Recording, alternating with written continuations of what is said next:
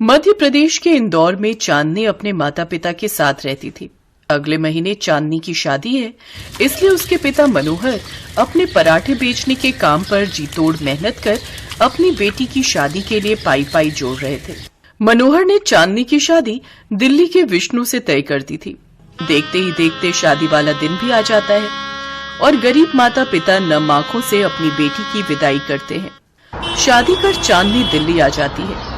शादी की सारी रस्मों के बाद अगले दिन चांदनी अपनी पहली रसोई में हलवा और नाश्ते में मैगी पराठा बनाती है।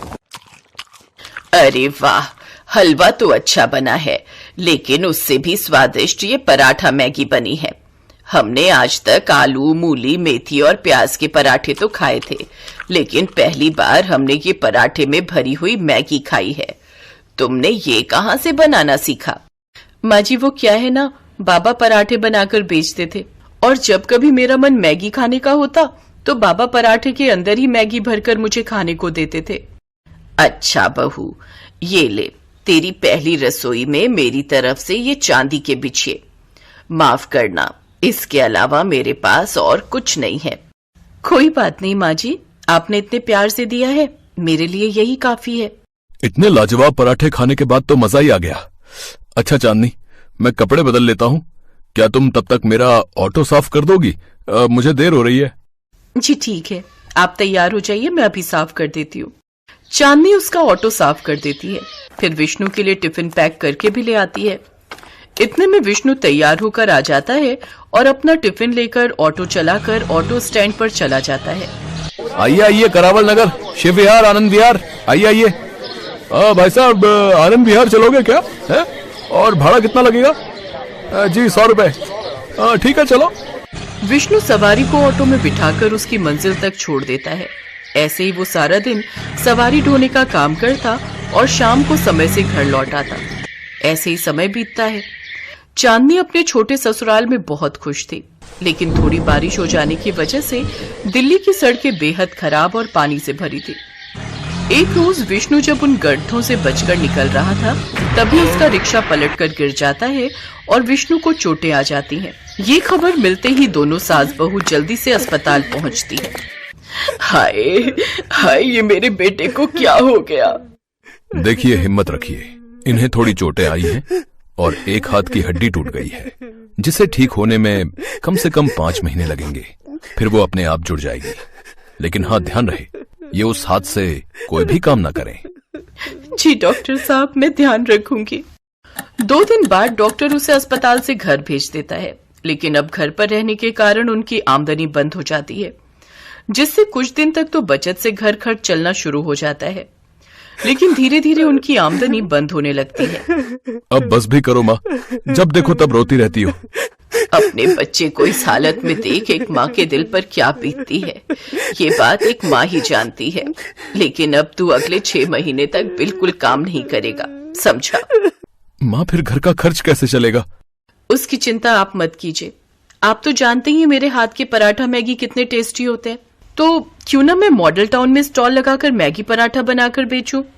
बात तो तेरी सही है बहू, वैसे भी दिल्ली वालों को तो बस खाने का शौक है, और उसमें कुछ अलग तरह का खाना मिल जाए तो सोने पर सुहागा। मुझे लगता है तेरा ये पराठा मैगी स्टॉल काम कर जाएगा। अगले दिन से ही बचत के कुछ पैसों से चांदनी मैगी के ढेर सारे पैकेट ले आती है, साथ ही जरूरत का और सामान भी ले आती है। वो अपने बाबा के साथ अक्सर ठेले पर जाती थी, इसलिए वो अच्छे से जानती थी कि क्या कैसे बेचना है। वो अगले दिन से ही अपना स्टॉल मॉडल टाउन में लगा लेती है। तभी मैगी देखकर उसके पास कुछ यंग लड़के लड़कियां आते हैं। अरे वाह यार, मैगी बहुत दिन हो गए खाए। चलो फ्रेंड्स, आज साथ में मैगी पार्टी करते हैं। हाँ चलो। वो सब उससे मैगी बनाने को कहते हैं। जी माफ कीजिए, लेकिन मैं मैगी नहीं बेचती, यहाँ सिर्फ मैगी पराठा मिलता है। भला वो क्या होता है? खैर छोड़ो, भूख तो जोरों की लगी है, तुम्हारे पास जो भी है दे दो। वैसे है कितने का ये तुम्हारा पराठा मैगी? जी सिर्फ 25 रुपए का एक। ठीक है, फिर 6 लगा दीजिए। चांदनी उन सबको मैगी पराठा बनाकर खिलाती है। वो पराठे के अंदर मैगी भरती है, साथ में उसमें हरा धनिया, मिर्च, नमक भी डालती है। फिर ग्राहकों को खाने को देती है। वो सब जैसे ही उसे अपने मुंह में डालते हैं, उसका स्वाद चखकर वो खुश हो जाते हैं। वाह यार, ये तो बड़ा ही टेस्टी है। मैगी आज तक हमने मटर और वेजिटेबल्स के साथ तो बहुत खाई, लेकिन पराठे में भरकर हमने पहली बार खाई। लेकिन सचमुच क्या स्वाद है यार इसमें।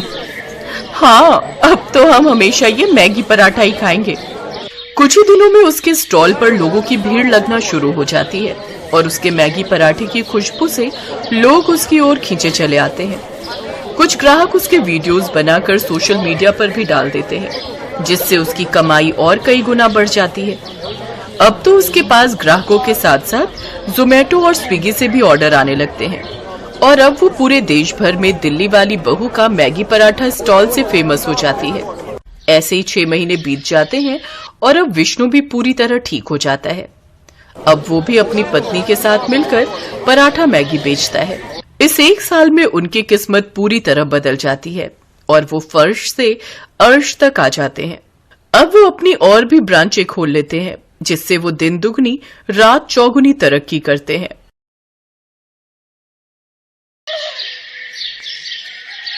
सुमन दिल्ली में रहती थी। उसके पापा चाट का ठेला लगाते थे। सुमन भी इस काम में अपने पापा का साथ देती थी।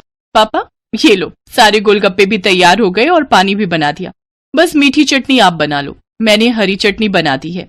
सुमन बिटिया, सारा काम तो तूने ही कर दिया। तू तो मेरी आदत खराब कर रही है बेटी। कुछ दिनों में तू ससुराल चली जाएगी तो तेरे बिना काम में बिल्कुल मन नहीं लगेगा। तेरी बहुत कमी खलेगी बिटिया। बस रो दिए। सुमन, अब तू ही अपने पापा को संभाल। थोड़ी थोड़ी देर में मन भारी कर लेते हैं। पापा, मैं आपको छोड़कर कहीं नहीं जाऊंगी। मुझे ये शादी नहीं करनी। मैं भी आपके और माँ के बिना नहीं रह पाऊंगी। पापा। नहीं बिटिया, ऐसे नहीं कहते। बेटियों को अपने ससुराल जाना ही होता है। केशव बहुत अच्छा लड़का है, तो ससुराल में बहुत खुश रहेगी। सुमन की शादी सूरत में तय हो गई थी। 1 महीने बाद सुमन की शादी थी, इसीलिए सुमन अपने माता पिता से दूर दूसरे शहर जाते थोड़ा उदास थी। सुमन बड़ी थी और एक छोटा भाई था जो अभी पढ़ रहा था। धीरे धीरे 1 महीना बीत गया और सुमन की शादी का दिन आ गया। सुमन के माता पिता उसे राजी खुशी डोली में विदा करते हैं। शादी के बाद सुमन दिल्ली से सूरत अपनी ससुराल आ जाती है। सुमन का पति केशव एक गैराज में गाड़ियों की मरम्मत करता था। सुमन समझदार थी, उसने आते ही पूरे घर को संभाल लिया। बस बहू, मैं और रोटी नहीं लूंगी, केशव को दे दे। बस एक ही रोटी देना, पेट में बिल्कुल भी जगह नहीं है। इतना स्वादिष्ट खाना बनाया है बहू कि मैं एक रोटी भूख से बढ़कर खा गई। कहा माँ जी, 2 निवाले की 1 रोटी होती है मेरी छोटी छोटी। अब मैं आ गई हूँ ना, तो रोजाना आपको ऐसे ही गरम गरम मेरे हाथ का बना भोजन खाना होगा। कोई बहाना नहीं चलेगा। हमारे तो भाग्य खुल गए बहू, जो तुम हमारे घर में बहू बनकर आई। जीती रहो। सुनिए, मैंने आपका टिफिन पैक कर दिया है, ये लीजिए। बस मैं 2 मिनट में आई। अब ठीक है, मैं बाहर तब तक मोटरसाइकिल निकालता हूँ। माँ जी, और क्या क्या राशन लाना है? बस यही बहू जो लिखवाया है, बाकी तुम अपने लिए जो चाहो खरीद लेना। ठीक है, मैं थोड़ी देर में लौटती हूँ। सुमन केशव के साथ मोटरसाइकिल पर बाजार चली जाती है। सुमन, कहो तो गैराज बाद में चला जाऊंगा। तुम अकेले घर सामान लेकर कैसे जाओगी? अरे आप चिंता मत करो, मैं ऑटो ले लूंगी।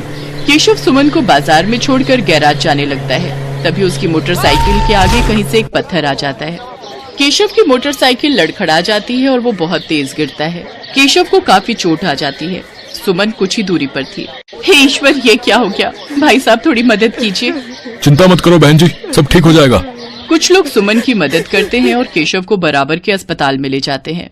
डॉक्टर केशव का इलाज करता है। कुछ देर बाद केशव को आराम मिलता है। ज्यादा गंभीर चोटें तो नहीं थी, पर केशव के पैर की हड्डी टूट गई थी। 2 दिन बाद केशव को छुट्टी मिलती है। माँ, मैं ठीक हूँ, बस पैर की हड्डी में ही तो फ्रैक्चर है। कुछ महीनों में मैं ठीक हो जाऊंगा, चिंता मत करो। अरे माँ हो ना बेटा, तू नहीं जानता, जरा सी खरोच भी बच्चे को आ जाए तो माँ का कलेजा निकल जाता है। और फिर तेरे तो इतनी चोट आ गई है। अब तो कुछ दिन के लिए गैराज भी नहीं जा सकता। जाना भी नहीं है, डॉक्टर ने अभी 6 महीने रेस्ट के लिए बोला है। आप चिंता मत करो, पैसों की कोई तंगी नहीं आएगी। मैं कोई काम शुरू कर देती हूँ ताकि घर में थोड़े पैसे आते रहें। तभी सुमन के माता पिता भी दिल्ली से आ जाते हैं। सुमन ने उन्हें फोन पर केशव के एक्सीडेंट की बात बताई थी, जिसे सुनकर वो रह नहीं सके। अब दामाद जी, काम की कोई चिंता मत करो। सुमन ने मेरे से चाट बनाना बहुत अच्छे से सीखा हुआ है। सुमन बिटिया, तू यहाँ सूरत में दिल्ली वाले गोलगप्पे शुरू कर, वो तो बहुत अच्छे बनाती है। कुछ दिन मैं यहाँ रुक जाता हूँ, जब काम सेट हो जाएगा तब मैं वापस चला जाऊंगा। हाँ पापा, ये ठीक रहेगा। दिल्ली वाले गोलगप्पे यहाँ बहुत अच्छे चलेंगे। हमारे इधर आसपास किसी ने भी दिल्ली वाले गोलगप्पे का काम नहीं शुरू किया हुआ। केशव बेटा, आप सारी चिंता छोड़ दो। पापा और मैं कुछ दिन अब यहीं रहेंगे। शुक्रिया माँ, शुक्रिया पापा, आपने मुझे बहुत हिम्मत दी है। ऐसी बहू और ऐसे समधी सचमुच बहुत नसीब वालों को मिलते हैं। सुमन की सास की आंखों में आंसू आ जाते हैं। केशव को भी अपने सास ससुर के आने के बाद बहुत हिम्मत मिल गई थी। सुमन अपने पापा के साथ सूरत में गोलगप्पे का ठेला शुरू करती है, जिसके ऊपर लिखा था दिल्ली वाले गोलगप्पे। गोलगप्पे के दीवाने तो बहुत लोग हैं और सूरत में तो पानीपुरी के सभी दीवाने हैं। ये देखकर सुमन और उसके पापा ने गोलगप्पे का स्टॉल लगा दिया। उनके बने गोलगप्पे बहुत पसंद किए जाने लगे। सुमन बिटिया, मुझे पता है अब तुम काम अकेले संभाल लोगी। अब हमें चलना चाहिए। सूरज भी अपनी बुआ के घर बहुत दिन से रुका हुआ है। वो उन पर बोल रहा था कि हमारे बिना उदास हो रहा है। हाँ पापा, सूरज बहुत दिन अकेला रुक गया और आपको दिल्ली का भी तो काम संभालना है। वो भी बहुत दिनों से बंद पड़ा है। अब तो मैं सब कुछ संभाल लूंगी, आप मेरी चिंता मत करो। सुमन के माता पिता वापस दिल्ली लौट जाते हैं। उन्हें आए हुए भी बहुत समय हो गया था। अब सुमन अकेली रोजाना गोलगप्पे का ठेला लगाने लगी। वो रोजाना सुबह उठकर गोलगप्पे और बाकी का सामान तैयार करती और बाजार निकलती। कुछ भी कहो सुमन दीदी, आपके गोलगप्पे का जवाब नहीं है। हम सारी सहेलियां रोजाना शाम को स्पेशली मार्केट आपके गोलगप्पे खाने के लिए आती हैं। हाँ सुमन दीदी, ये तो सच है। बहुत टेस्टी गोलगप्पे होते हैं आपके, साथ में खट्टा मीठा पानी बहुत बढ़िया बनाती हो आप। बस आप सब ग्राहक तारीफ कर देते हो, मुझे काम करने में और प्रेरणा मिलती है। ये लो, इसी बात पर 2 गोलगप्पे फालतू खाओ। सुमन रोजाना ऐसे ही शाम के समय बाजार में ठेला लगाती थी। धीरे धीरे सुमन के गोलगप्पे पूरे सूरत में फेमस होने लगे। अब तो उसे शादियों और पार्टी के भी ऑर्डर मिलने लगे।